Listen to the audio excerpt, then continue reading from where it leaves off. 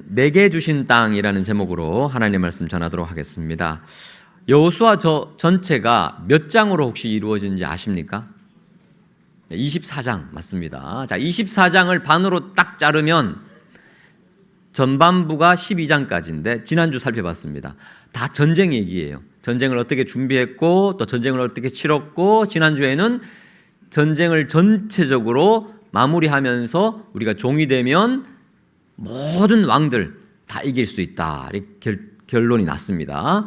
그 다음부터 13장부터 마지막 장까지는 뭐냐 하면 전쟁에서 이겼잖아요. 그러면 이긴 그 땅, 그 지역을 이제 취해야 되는데 문제가 있습니다. 이스라엘이 12지파잖아요.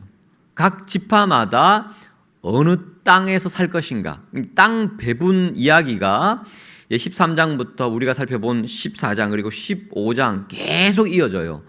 낯선 지명 이름도 나오고 어느 지파, 어느 가족은 어떤 땅을 할당 받고 어디에서 살고. 그래서 사실 전쟁 이야기는 굉장히 흥미진진하고 재미있는데 땅 배분 이야기 이제 여호수아서 이후는 솔직히 말해서 좀 지루합니다. 낯선 지명이 계속 나오고 어느 지파가 어떤 땅 받고 뭐 이게 나랑 무슨 상관일까? 그래서 좀 시큰둥하시는 분들이 계시는데 아닙니다, 여러분. 이게요 이스라엘 백성들 입장에서 한번 생각해 보셔야 됩니다. 이때까지 땅 한 평 없이 떠돌이 나그네처럼 살다가 힘겹게 전쟁에서 싸워서 이겨서 그 땅이 이제 우리 땅이 된 거예요. 그러니까 이 전쟁보다 이스라엘 백성들은 땅 분배할 때 더 흥미진진한 거예요. 이제 그런 마음으로 성경을 보셔야 된다는 거예요. 이걸 영적으로 해석해야 돼요. 하나님께서 우리 예수 믿는 성도들에게도 땅을 주셨어요. 이 땅이 물리적인 땅이 아니라 우리 인생입니다. 우리에게 영생을 주신 하나님께서 각자에게 삶의 영역을 주셨고 우리에게 살아갈 수 있는 공간과 섬기는 자리를 주셨어요. 이게 땅입니다. 그런데 하나님이 우리 예수 믿는 인생에게 땅을 주셨는데 어떤 기준으로, 어떤 방식으로, 어떤 원칙으로 주셨을까요? 이 땅이 그냥 땅이 아니에요. 그냥 예수 안 믿는 사람들이 살아가는 삶의 영역과 우리 예수 믿는 사람의 삶의 인생의 족적은 달라요. 성격이 달라요. 하나님이 우리에게 허락하신 내게 주신 땅은 어떤 땅인가? 첫 번째, 기업으로 주신 땅이라는 거예요. 하나님께서 우리에게 기업으로 주신 땅이라는 겁니다. 1절을 보시면 14장 1절을 보시면 자, 기업이라는 단어 보이십니까? 네, 이것은 이스라엘 자손이 가나안 땅에서 받은 뭐라고요? 기업. 2절에도 기업, 3절에도 기업이라고 계속 표현합니다. 땅이라고도 할 수 있는데 의도적으로 성경은 기업이라고 표현합니다. 이 기업은 히브리어로 나할라라고 해서 영어로는 inheritance, 유산, 상속이라는 의미입니다. 원래 하나님의 거예요. 우리 게 아니에요. 근데 하나님께서 우리가 자녀이기 때문에 우리에게 상속, 유산으로 은혜로 거저 주신 거. 이게 바로 나할라, 기업이라는 겁니다. 원래 내 게 아닌데 하나님이 내 아버지가 되시기 때문에 하나님의 백성에게 특별히 유산으로 물려주신 것. 얼마나 감사한지 몰라요. 그래서 땅이라고도 할 수 있지만 왜 1절, 2절, 3절에서 기업이라고 말하느냐. 그냥 땅을 주었다라고 말해버리면 착각할 수 있기 때문에. 이스라엘 백성들이 이때까지 계속 전쟁했잖아요. 내가 칼 들고 창 들고 열심히 뛰어다니면서 죽음을 무릅쓰고 싸워서 얻은 땅이라고 착각할 수 있다는 거예요. 그 땅 아니고 기업이다라고 계속 성경은 강조하고 있습니다. 여리고성, 아이성, 남부연합군과의 전투, 북부연합군과의 전투, 모든 전투, 31명의 왕을 다 이긴 그 모든 전투, 내 힘으로, 내 능력으로, 내 지혜로 이긴 게 아니라 누구의 은혜로? 하나님 은혜로 주어진 복이고, 그래서 이 땅도 하나님이 우리에게 기업으로, 유산으로, 상속으로 은혜로 주신 것임을 반드시 기억하라는 뜻입니다.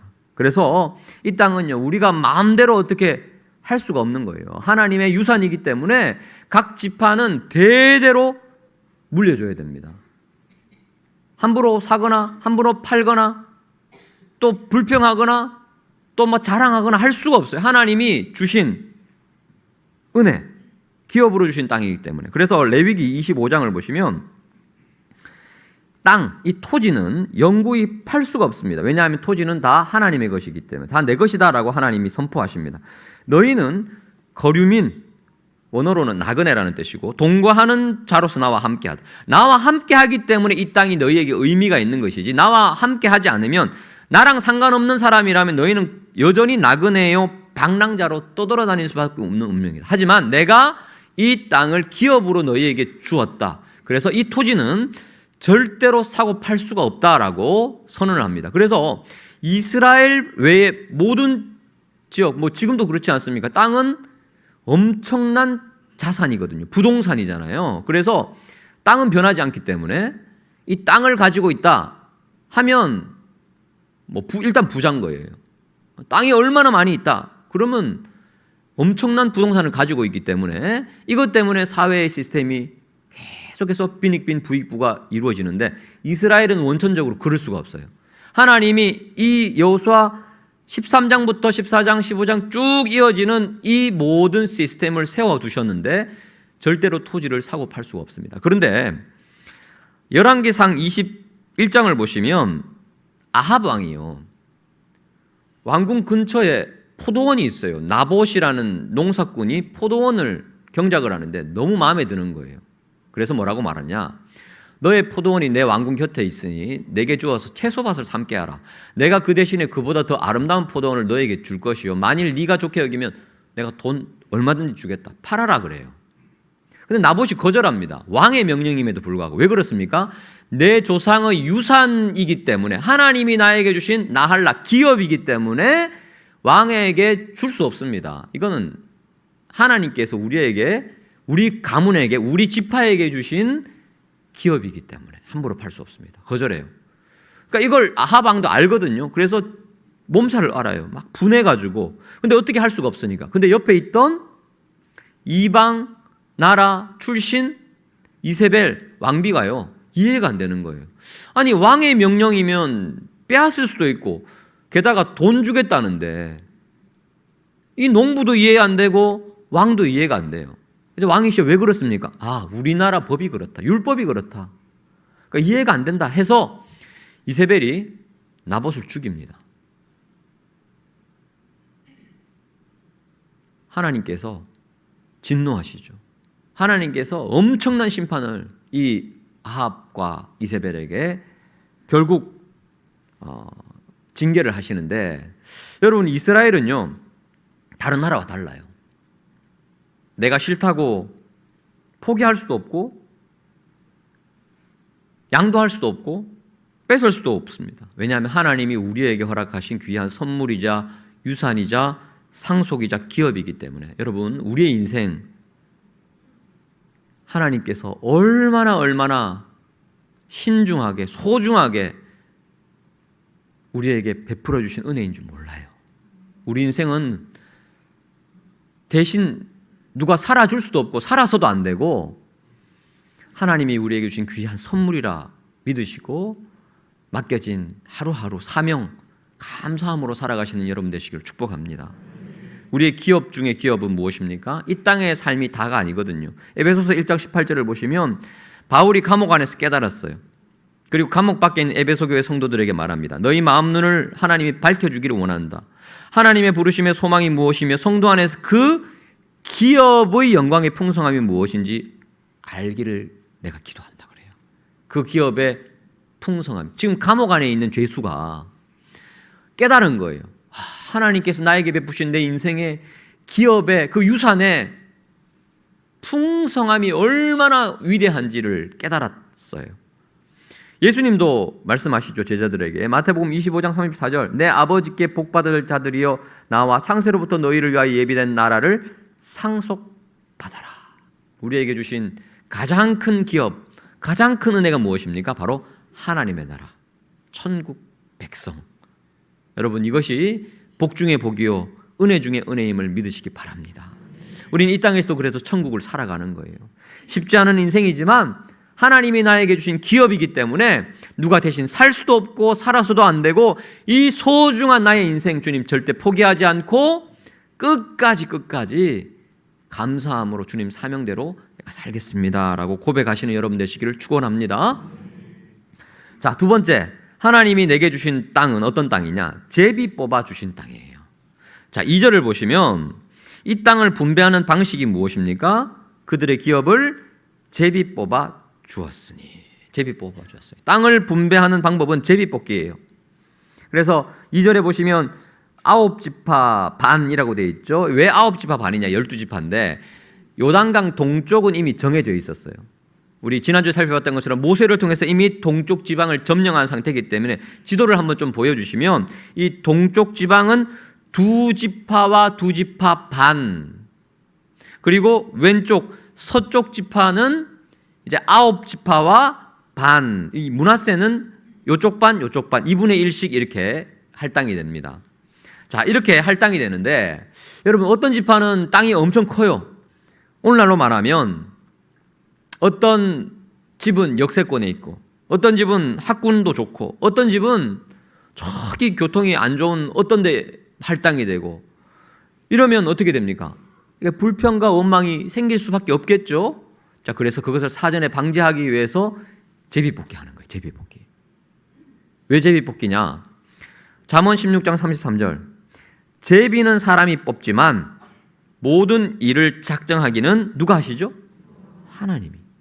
그러니까 하나님이 주권적으로 그 땅을 할당해서 배분하겠다는 거예요. 회의를 통해서 결정되지 않습니다. 인원수가 많다고 해서, 또 돈이 많다고 해서, 힘이 강하다고 해서 더 좋은 땅, 이거 아닙니다. 하나님이 알아서 각 지파에게 딱 맞는 맞춤형 은혜를 각 인생에게 주신다는 거예요. 공평하게 제비뽑기. 그래서 그 누구도 불평할 수가 없습니다. 불평해서도 안 됩니다. 비교해서도 안 됩니다. 모두 하나님의 주권이기 때문에. 여러분, 하나님께서 저와 여러분에게 주신 땅이 있죠.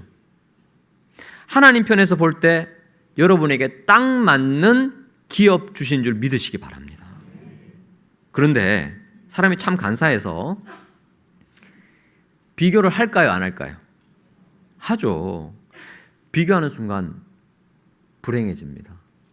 내가 상대적으로 거친 땅, 농사짓기도 목축하기도 어려운 땅을 만약에 배정받았다면, 거친 땅 할당받았다면, 내가 운이 정말 안 좋아서 이 땅에 사는구나 생각하는 경우도 있어요. 내가 전생에 무슨 죄를 지었길래 이런 땅 받았나 한숨 쉬는 분들도 있을 수 있어요. 내가 그때 오른손으로 뽑았어야 되는데 왼손으로 뽑아가지고 후회하면 안 됩니다. 모든 것이 하나님의 주권이라는 거예요. 하나님이 나에게 맞는, 그리고 내가 필요한 그곳에 나를 보내신 것이다, 이렇게 믿고 감사함으로 받아야 된다는 거예요. 마지막 세 번째, 하나님이 나에게 주신 땅은 어떤 땅인가? 감당해야 할 땅입니다. 감당해야 할 땅. 이게 어떤 의미냐 하면요, 2절에 보시면 주었으니, 땅을 주었으니, 기업을 주었으니 할 때 이 주다라는 동사를 영어 성경에서는 assign이라고 되어 있어요. assign. assign은 뭐냐 하면 이게 분배하다, 배분하다라는 뜻도 있지만 할당하다, 위임하다, 맡기다라는 뜻도 있어요. 그래서 숙제, 과제물을 영어로 assignment라고 그러죠. 그게 어떤 의미냐 하면 31왕을 다 물리쳤어요. 그런데 여호수아 후반부를 보시면 왕들은 죽었고 주된 군사들 다 함락을 시켰는데 잔당들은 아직 남아있어요. 가나안 민족들, 아직 살아있는 사람들이 있어요. 그들을 다 또 몰아내야 돼요. 다 물리쳐야 돼요. 그러니까 12지파가 다 땅에 배정을 받으면 이들이 감당해야 할 몫은 뭐냐? 그들의 잔당까지 다 몰아내야 된다는 거예요. 이게 바로 우리 인생이라는 거죠. 우리가 예수 믿고 구원받아서 천국 백성이 됐어요. 그러면 만사형통하니? 아니요. 우리의 삶에 숙제들이 있어요. 우리가 해결해야 할 과제들이 있어요. 우리의 사명이 있어요. 우리가 감당해야 할 영역이 있어요. 그거 가나안 땅 백성들 다 몰아내야 돼요. 우리의 삶에 죄된 습성들 다 몰아내야 되고, 우리가 맡겨진 섬김의 영역들을 제대로 잘 섬겨야 되고, 복음을 위해서 살아야 되는 그 영역들이 있어요. 악한 세력들이 여전히 활개치고 돌아다니는 우리의 삶의 영역이 있다는 거죠. 그래서 이 땅에서 감당해야 된다는 겁니다. 그래서 제비뽑기가 더 중요해요. 자, 12지파가 이제 제비를 뽑습니다. 15장부터 뽑아요. 자, 15장 한번 보시면 파란 글씨 제목만 한번 보세요. 자, 15장 1절부터 누가 제비 뽑습니까? 유다지파. 그 다음에 쭉 넘어오셔가지고 16장 보세요. 누가 제비 뽑죠? 네, 요셉 자손. 요셉 자손은 에브라임과 므낫세죠. 17장에 보시면 므낫세가 나오고, 그 다음에 이제 18장 또 다른 지파들 쭉 나와요. 자, 그러니까 여러분, 이 이스라엘 지파들이 제비를 뽑을 때 무슨 생각할까요? 무슨 기도할까요? 하나님, 제발 좋은 땅. 하나님, 오목교역 1번 출구. 하나님, 신정 내거리. 그 교통의 요지. 이렇게 기도하겠죠. 게다가 아직 잔당들이 남았다 그랬잖아요. 적군들이 많이 있는 지역 아니면 하나도 없는 지역. 하나도 없이 전쟁 안 하고도 무혈 입성할 수 있는 평지, 목축하기 좋고 농사 짓기도 좋고 적들이 이미 다 소탕한 그 땅, 우리 땅 되게 해주세요. 막 기도하겠죠? 바라겠죠? 그게 이제 15장부터인데, 먼저 누가 좋은 땅 받으면 와 박수 칠까요? 아이고 이럴까요? 자, 근데 그때 갑자기 누가 나옵니다. 6절 보십시오. 14장 6절에 네가 거기서 왜 나와? 처럼 갑자기 누군가가 나와요. 여호수아에게. 누구죠? 갈렙이 나와요. 갈렙이 뚜벅뚜벅 여호수아에게 걸어와서 말을 합니다. 그리고 45년 전에 있었던 일들을 쭉 얘기해요. 7절, 8절, 9절, 10절, 11절인데 내용의 결론은 뭐냐 하면 12절입니다. 그날에 여호와께서 말씀하신 이 산지를 지금 내게 주소서. 땅 달라는 거예요. 여러분, 이거 잘못 이해하면 오해할 수 있습니다. 지금 모두가 공평하게 제비 뽑기 기다리고 있는데 갈렙이 특정한 한 땅을 달라고 해요. 이거 너무한 거 아닌가? 보통 이렇게 특권을 요구하는 사람이라면 어떤 땅 요구하나요? 좋은 땅 요구하죠. 자, 그런데 좋은 땅이 아니에요. 어떤 땅을 달라고 하죠? 이 산지를 지금 내게 주소서. 헤브론 산지거든요. 이스라엘에서 가장 높은 지역입니다. 농사 짓기도 어렵고 목축하기도 어려운 이 산지를 내게 주소서. 그리고 거기에 누가 살고 있습니까? 이미 아낙 사람, 지난주 살펴봤죠? 거인족들입니다. 아낙 사람들이 여전히 버티고 있는 성읍들, 크고 견고한 성을 딱 쌓아가지고 이 난공불락의 요새가 있어요. 이 산지를 나에게 달라고 해요. 왜 그럴까요? 특권을 달라는 게 아니에요. 농사 짓기도 힘들고 목축하기도 힘든, 그리고 거인족이 이미 살고 있는 난공불락의 요새가 있는 그 땅을 달라고 하는데, 이 갈렙의 나이가 몇 살이죠? 10절 후반부에 오늘 내가 몇 세로 돼? 85세로. 10절 맨 마지막에 이스라엘에서 가장 나이가 많은 최고참 선배입니다. 왜 그럴까요? 자, 민수기 14장 24절에 45년 전에 하나님이 약속하셨어요. 12정탐꾼 보냈을 때 여호수아 갈렙이 믿음의 보고를 했죠. 그 중에 하나님이 갈렙의 보고를 너무 기뻐하셔서 약속하셨어요. 그러나 내 종 갈렙은 그 마음이 그들과 달라서 나를 온전히 따랐은즉 그가 갔던 정탐했던 땅으로 내가 반드시 그를 인도하여 드리리니 그와 그의 자손이 유산으로 기업으로 그 땅을 차지하게 될 것이다. 그 땅. 45년 전에 그 땅을 염탐하고 왔는데 아낙 자손이 살고 있으니까 다들 막 다리를 벌벌벌 떨고 있고 우리 못 간다. 우리는 메뚜기 같다 했는데 갈렙은 하나님이 나와 함께 하시면 된다. 믿음으로 보고했거든요. 하나님이 그 땅 너에게 주겠다 약속했어요. 그런데 이제 요단강 건너서 이 헤브론 산지만 본 게 아니라 전국 다 싸웠잖아요. 산지, 평지, 뭐 남쪽, 북쪽 다 싸우는데 싸우고 보니까 이스라엘 전역에서 가장 안 좋은 땅이 그 땅이더라니까요. 자, 만약 그렇다면 지금 제비뽑기 하기 전에 갈렙은요, 가만히 있는 게 좋아요. 가만히 있으면 어떻게 됩니까? 제비뽑기에서 받으면 어떤 땅이든 이 헤브론 산지보라는 무조건 좋아요. 그런데 제비뽑기 하기 전에 갈렙이 말하는 거예요. 45년 전에 하나님이 나에게 약속하신 그 땅, 하나님이 나에게 할당하신 그 땅, 감당하라고 나에게 기업으로 미리 약속하신 그 땅이 있습니다. 그 땅 주시고 그 다음에 제비뽑기 하세요.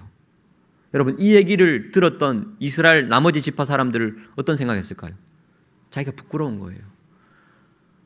우리는 편한 땅, 좋은 땅만 그렇게 바랬는데 대선배 갈렙은 우리와 생각이 다르구나. 하나님이 맡기신 그 땅이면 아무리 안악자손이 있고 높고 견고한 성이 있어도 불평하지 않고 원망하지 않고 비교하지 않고 내가 감당할 수 있는 힘을 반드시 주실 것이기 때문에, 나에게 맞는 땅이기 때문에, 나에게 주신 분복이기 때문에 감당하겠습니다. 믿음으로 고백하는 그 모습이 너무너무 멋진 거예요. 그래, 맞아. 앞으로 제비뽑기 할 텐데 어떤 땅이 우리에게 주어져도 우리는 감사하자. 감당하자. 이 고백이 모든 백성들에게 생겨지는 거예요. 그래서요, 이제 15장부터 시작되는 제비뽑기 이후로 불평 원망 한마디가 없어요. 누구 때문에? 갈렙 때문에. 갈렙이 먼저 알고 믿음으로 딱 선언하는 거예요. 이게 하나님의 백성의 삶의 자세라는 거예요. 그리고 시간이 흘러서 같은 유다 지파 후손인 다윗도 비슷한 고백을 합니다. 시편 16편 6절입니다. 같이 읽습니다. 시작. 내게 줄로 재어준 구역은 아름다운 곳에 있으며 나의 기업이 실로 아름답도다. 여기서 또 기업 얘기 나오죠. 지금 다윗이 고난받을 때 지은 시거든요. 광야에서. 여러분, 다윗처럼 참 불행한 인생을 선물 받은 사람도 드물어요. 집안에서 대접 못 받았잖아요. 막내로. 인정도 못 받았어요. 아버지한테, 형들한테. 그러니까 이런 생각 안 하겠습니까? 하나님, 왜 나는 이런 가정에서 태어나가지고. 생각할 수 있죠. 결혼을 했는데 사울 왕의 딸과 결혼을 했는데 이 사울 왕이 장인 어른이 자기를 계속 죽이려고 해요. 그래서 광야로 도망갔어요. 결혼 잘못한 거잖아요. 왜 장인 어른이 나를 저렇게 죽이려고 하나? 내 인생은 왜 이렇게 하는 것마다 안 될까? 할 수 있지만 그 광야 한복판에서 뭐라고 말합니까? 내게 줄로 재어준 구역. 아름답다. 하나님이 나에게 주신 기업이 실로 아름답다라고 믿음으로 바라보고 있어요.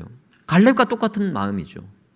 산지이고 농사짓기 어렵고 목축하기도 어렵지만 안악자손이 있지만 하나님이 나와 함께 하시면 된다는 거예요. 왜? 하나님이 나에게 감당하라고 주신 구역이기 때문에. 주 안에 사랑하는 성도 여러분, 하나님께서 여러분에게 줄로 재어준 구역이 있어요.